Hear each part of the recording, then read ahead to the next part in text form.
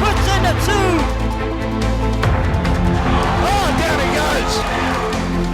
Top, and then hits 10.5, and then hits Talamua for his second try.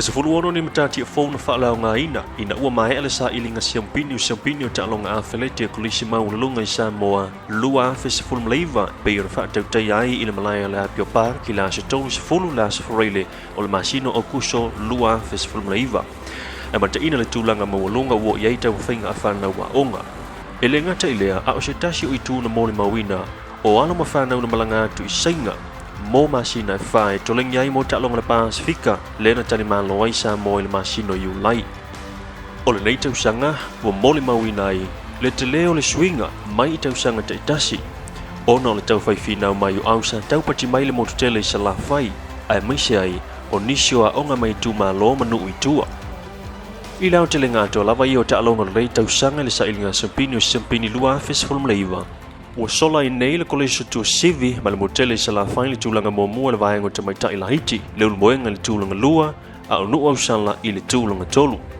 O le koleso pesenga sola i nei ma le sampini o le vaenga feololo le tupao te maitai.